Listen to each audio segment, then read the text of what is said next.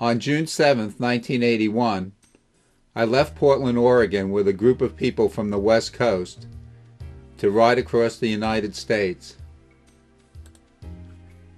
After only 3 days, Michael, here in white, and I split from the group. We picked up Brendan in Gillette, Wyoming. He was abandoned by the group after getting sick. By Pierce, South Dakota, Mike and I could no longer put up with one another. He rode on by himself. Brendan and I continued riding across the United States and talked about going to Europe and continuing, but never did. Then in early 2011, I announced to my family that I wanted to go to Ireland and continue riding. My daughter Tessa said, "Why don't I go with you, Dad?" And Eurotour 2012 was born. We and the bikes are checked in and ready to fly to Shannon, County Clare, Ireland.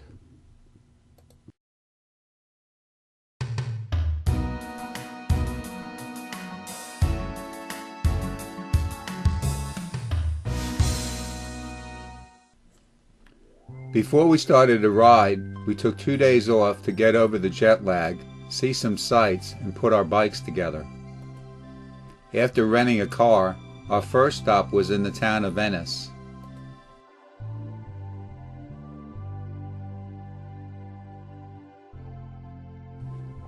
Driving on the left side of the road wasn't bad.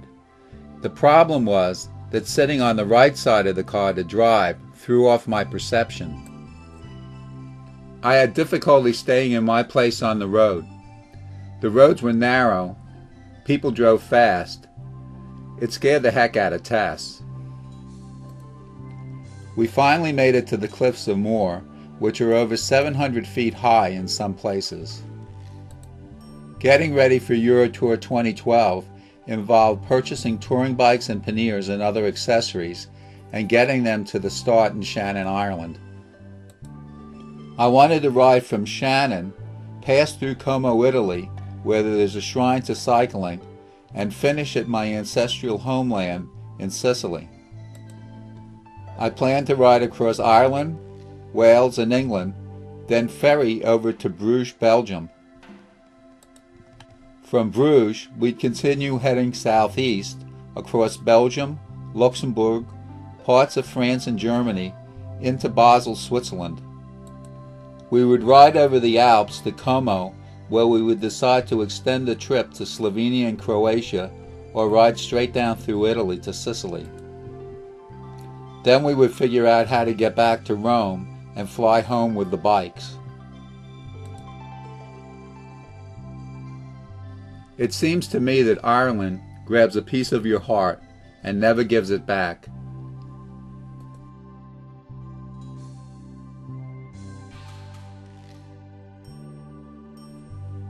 Not far from the Cliffs of Moher, we discovered the slate shoreline along the northern coast of Ireland.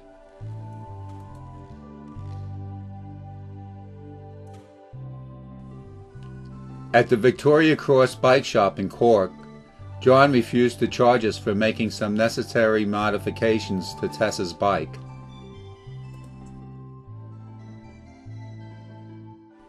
We stopped at the Titanic's last port of call in Cobb. 2012 was the 100th anniversary of the ill-fated voyage.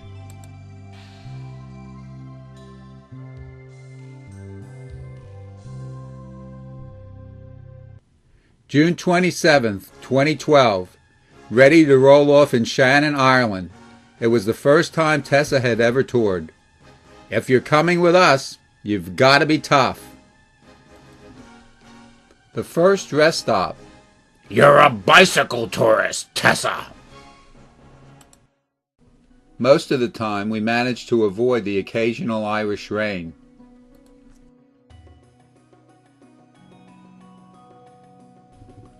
Our first lunch stop was in Tipperary, and our first wrong turn. Our first night's sleep was at a hostel in Cashel, County Tipperary, where the rooms are named for authors. Ours was Oscar Wilde. I had a delicious grass-fed lamb shank for dinner. We watched a Eurocup soccer semi-final at this pub. The typical Irish breakfast: protein and fat rich, carb poor. A problem for me. They call that black stuff pudding. The ruins of the Hoare Abbey, built around 1272. Henri, a Frenchman who worked at the hostel, suggested that we walk to the Abbey ruins in the morning.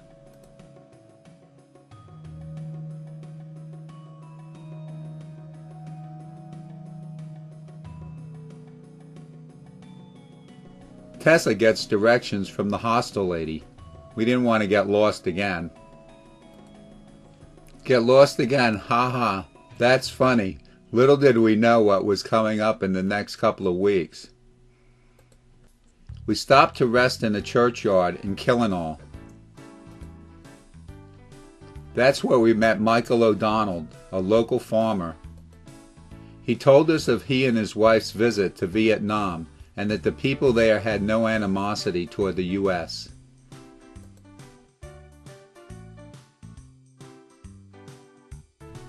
Ducking out of the rain, we met Paul. Every few weeks he has coffee and waits for his wife Bernie. She's across the street at Curl Up and Die, having her hair done. So we joined them for a cup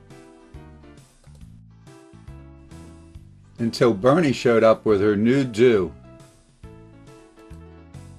There were few vacancies in Kilcullen, County Kildare.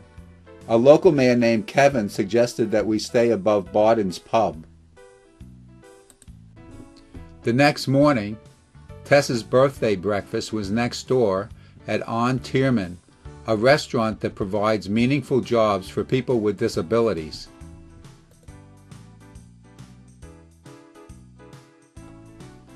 After 20 years of having Saturday breakfast and working on the crossword puzzle together, Patrick asked the editor to hide a marriage proposal to Jennifer in the crossword puzzle clues. Here they are with their daughter Lily. On our way to Dublin, we came across a festival in the town of Naas. We encountered a few long steep climbs while crossing Ireland. On the way into Dublin, I got my second flat in the first 4 days. Peter asked us if we got on each other's nerves, gave us directions, and sang happy birthday to Tess. At the Egan House Bed and Breakfast in Dublin, we celebrated Tess's birthday and had FaceTime with Mom and our family. The next day we took a day off to see Dublin. A cab driver said that the €8 million needle was a waste of money.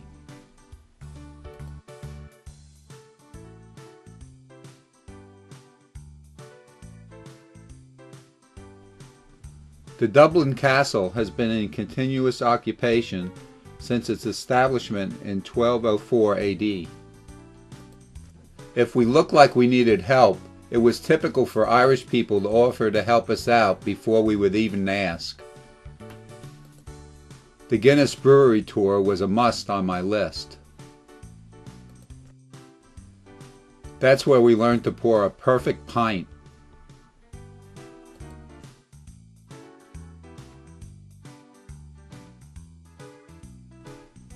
Goodbye to the Emerald Isle. It poured rain for most of the ferry ride to Wales.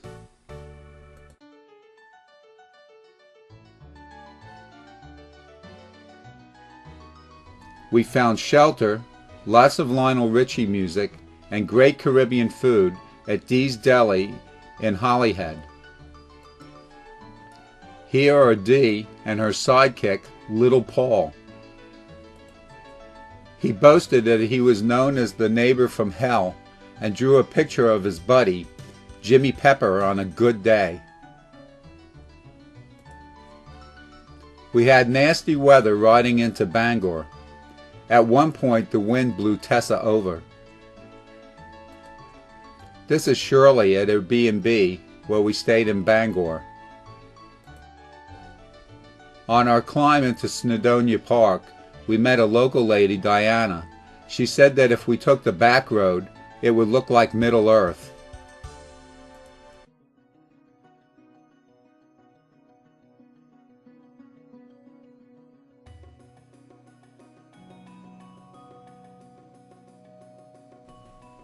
Charles Darwin felt this was a great place to study evolution.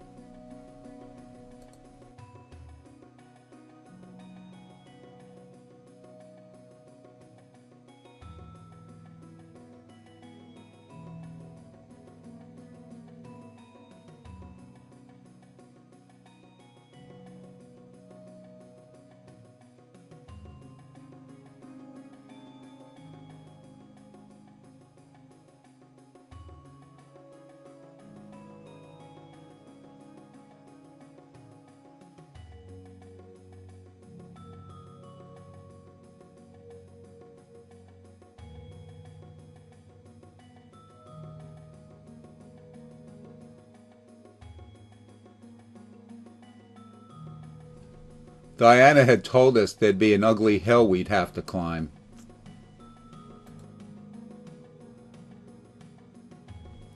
At the top of the climb, we met a gentleman from Oxford, and we enjoyed peanut butter sandwiches for lunch. Tessa doubted that I looked cool in my favorite head sweat, so I demonstrated my touring face for her.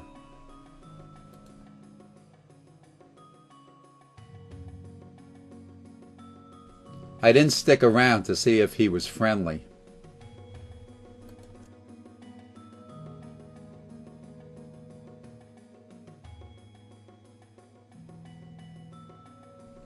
Welsh is one strange language.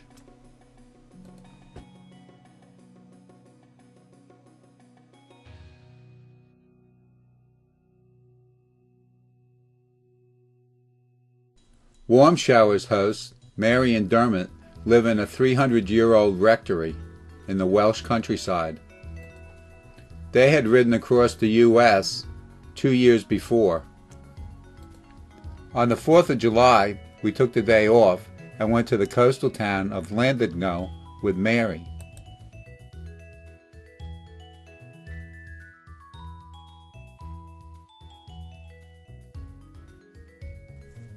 Later, Dermot and Mary had a 4th of July cookout for us in their gazebo. Dermot had built the gazebo himself. I had planned to stay with them long before we had left home. Dermot is the general practitioner in the local village. My birthday was the next day, and we took a break in Llangollen, where there was a festival going on. The sun was shining and kids were singing popular songs on the street. Tessa bought me an organic ice cream cone.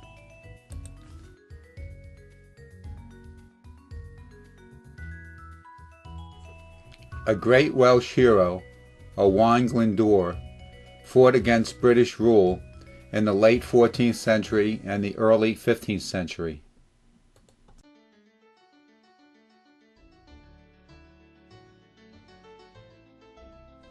We were about to ride into the rainiest first 2 weeks of July England had had in at least 100 years.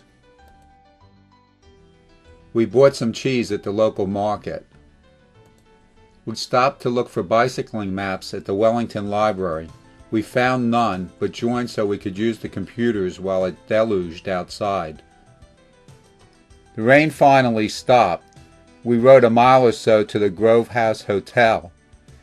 It had rained as much in a day as it usually rains there in a month.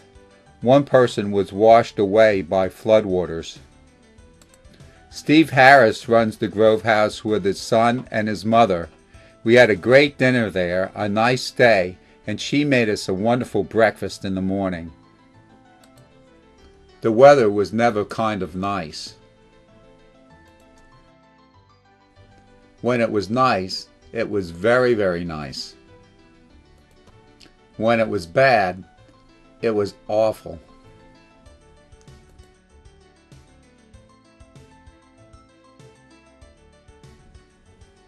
Okay, so I thought they might invite me. Hey, get it moving up there, bud. These young guys never had much to look forward to in life. I guess that's why he's not smiling. In Birmingham, we got lost trying to find the hostel.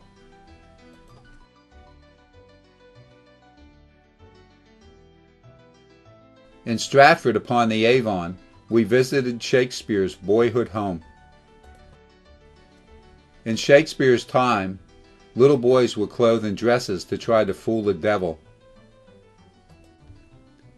Shakespeare married his childhood sweetheart, Anne Hathaway, who lived not far from him.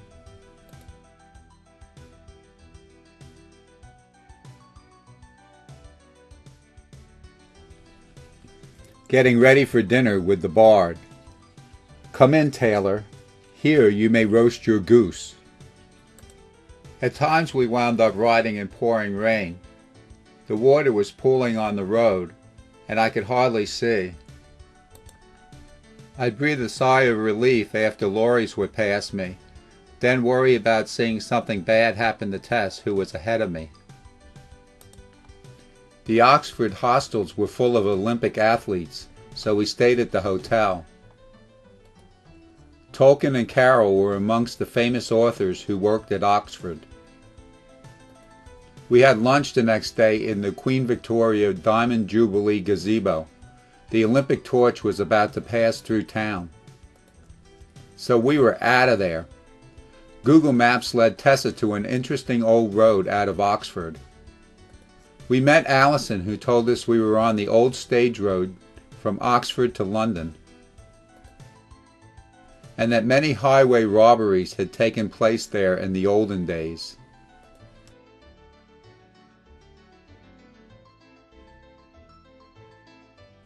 We rode down into a medieval town.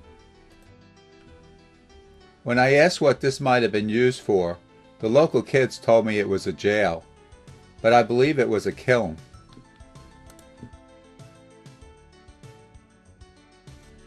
In the town of High Wycombe, we stayed at a lovely inn called the Tree at Cadmore End. It had great Indian cuisine.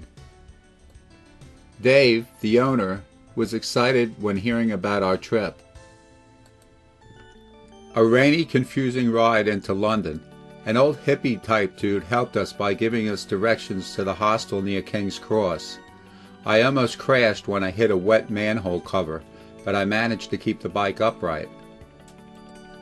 At the Royal Library, we visited an exhibit showing original manuscripts of great British writers. I was amazed with how much they had crossed out and rewritten. The manuscripts included works by Carroll, Rowling, Lennon, Dickens, and Oscar Wilde. The hostel we stayed at was called the Clink. It put 6 people in a room the size of most people's closets. But it couldn't be as bad as this place. No, we're not really at the Bates Motel. We're at Madame Trousseau's Wax Museum. Scary, isn't it?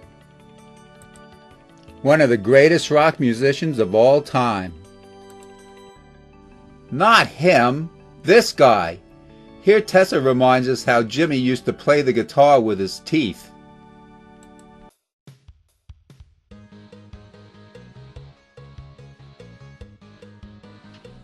Getting a good picture crossing Abbey Road was almost impossible. The people that lived and worked in the area had the audacity to think they could use the street as they pleased. In our best picture, we were going in the wrong direction. Here's Tessa outside Abbey Road's studio.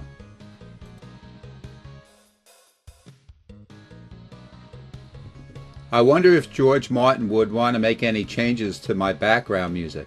I can hear him now. Hey Ringo, more cowbell. Ready for the changing of the guard. The Olympic beach volleyball venue was at Buckingham Palace. All across Europe, Tess and I made it a practice to go into churches and check out the artwork. So we were disappointed the Westminster Abbey was closed. Here's Tessa taking off from King's Cross Station to visit Hogwarts. After 2 days off in London, we were back on the road. We passed a new building that they call the Shard.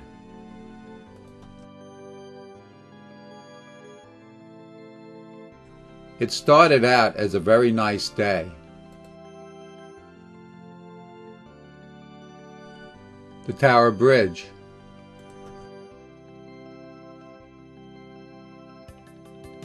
After a very good lunch at Wagamama's, we were very happy. We would have liked to have time to tour the Tower of London, but we had to get going. So off across the Thames River we went on the Tower Bridge. We got lost and rode through more rain to the town of Chatham. This is our Warm Showers host, Simon Williams, his wife Susie, and their lovely daughter Katie. The boyhood home of Charles Dickens is not far. Simon suggested buying the TomTom navigation app, which would reduce our getting lost the rest of the trip. We tried to wait out the rain the next day, but it didn't stop. We finally rolled off late that afternoon.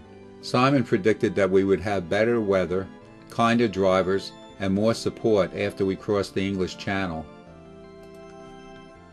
We had a hard rainy ride to Dover and didn't arrive until well after dark. For a time, I thought we wouldn't make it. We stayed at the hostel in Dover and caught the ferry to Calais the next morning. While waiting for the ferry, I had a nice conversation with 68-year-old Eddie. He told me that he had always wanted to ride a bicycle across the United States. The original plan was to take a ferry from Ramsgate, England to Ostend, Belgium, but that ferry didn't take bicycles, so we had to take a ferry from Dover over to Calais, France. The white cliffs of Dover are made up of chalk and black flint.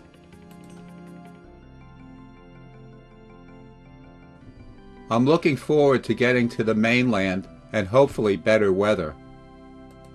I was happy to see people sunning themselves on the beach in Calais. We began to see lots of artwork on the roundabouts. I was glad to be finally riding on the right and going counterclockwise.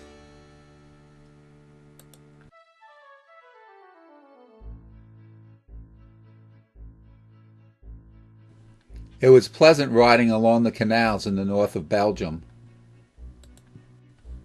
And it was nice to have the TomTom navigation.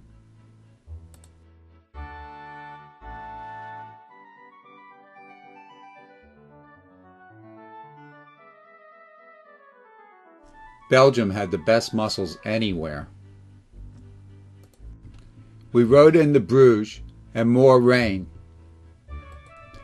Bruges is a beautiful city no matter what the weather, but my morale was low.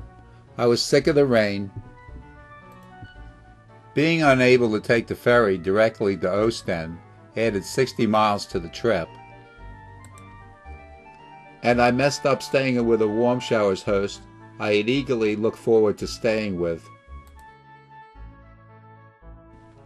Riding from Calais to Bruges actually brought us further north. Even the cycling statues were checking to see when it would stop raining.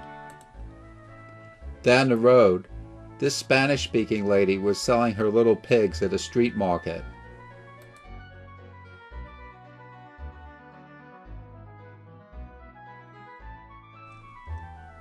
We took a lunch break in Ghent, a beautiful city.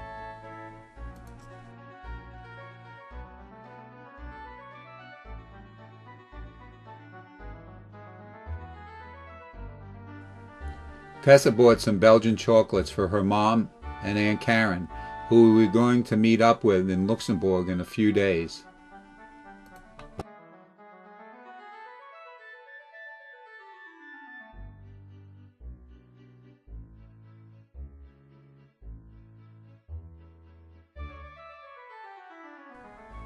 We were about a week behind where I wanted to be.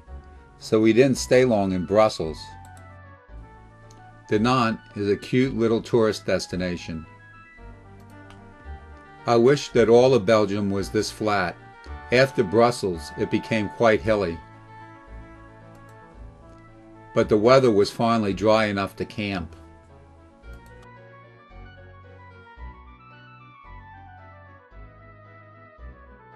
We had had 8 straight days of riding since London,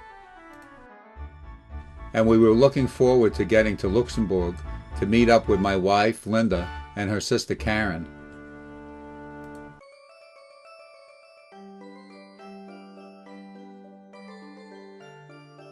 Riding into Luxembourg was simply majestic.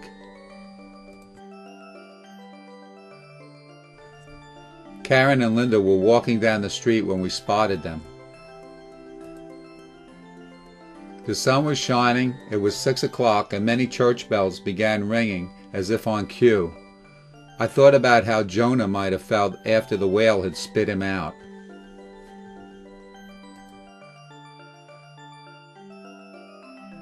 Karen and Linda had flown to Zurich, rented a car, and had driven to Luxembourg to meet us. Medieval Luxembourg was preserved below street level. A very sad war memorial. The next morning we stored our bikes at the train station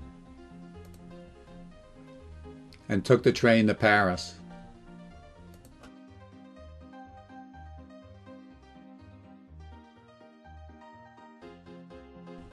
The final stage of the Tour de France, I was lucky to get this shot of winner Bradley Wiggins when he was about to pass the Union Jack. From the top of the Eiffel Tower.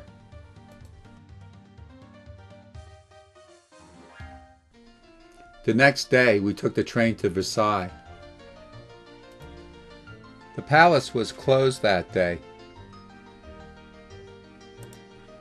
so we toured the grounds. It was nice to have that cart. My legs really needed a break.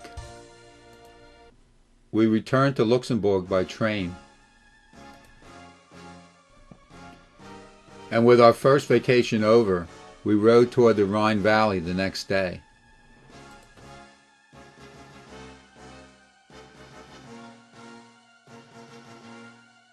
We took a nice break in the churchyard. Linda and Karen were touring castles and wineries while Tessa and I rode.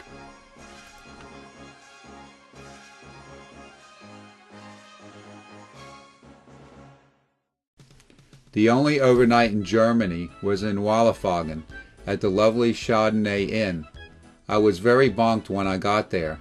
I think it was from not enough sleep in Paris. But I felt well rested and ready to ride the next day.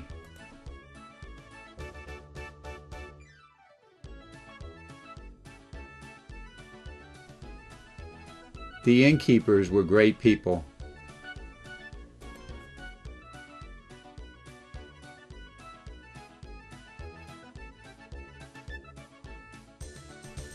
When I asked this German how to turn off the soap, he took the wand, sprayed Tessa's chain and gears, and washed out most of the lubricant. Each evening we would meet up with Linda and Karen and go to castles and wineries. The local town had built this restaurant within the walls of the fortress. We would have fancy dinners. Life on the road was much better than before Karen and Linda had shown up. Our waitress was a funny lady who spoke only French. Here are some hops. There were flowers almost everywhere. A very interesting church in Strasbourg. The interior was intriguing and beautiful.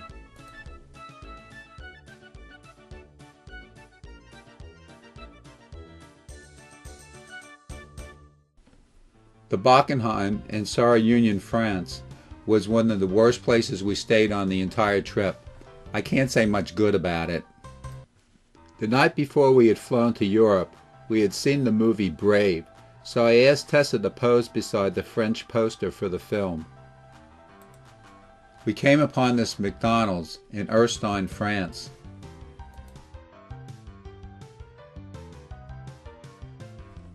Sharing the road.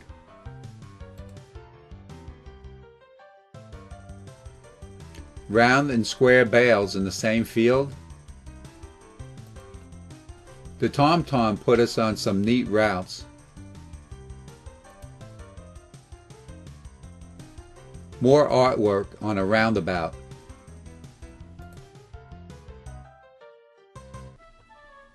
The fortress Hut Kronensberg sits at 755 meters above the valley. It was an inspiration for Disney's Sleeping Beauty castle. It was built in the 12th century in what was then Germany, but Germany lost this area to France in World War I.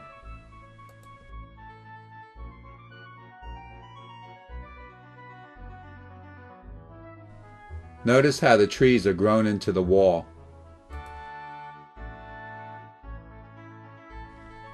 On our winery tour.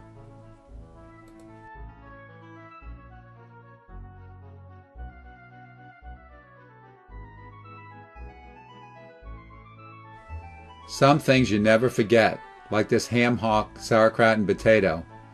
Oh my, was that delicious. This place made up for the Bockenheim. When we stayed someplace really nice, it was hard to roll off the next day. I think Tessa wanted to go with Linda and Karen.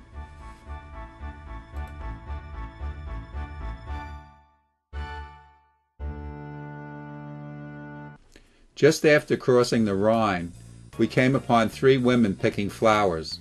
Though she spoke no English and we no German, we had a nice conversation with this lovely lady. The lady holding the flowers said a blessing for our safety.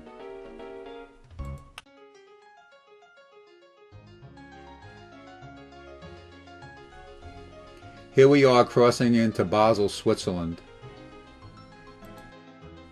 The plan was to store our bikes in Basel and go to Zermatt in the rental car.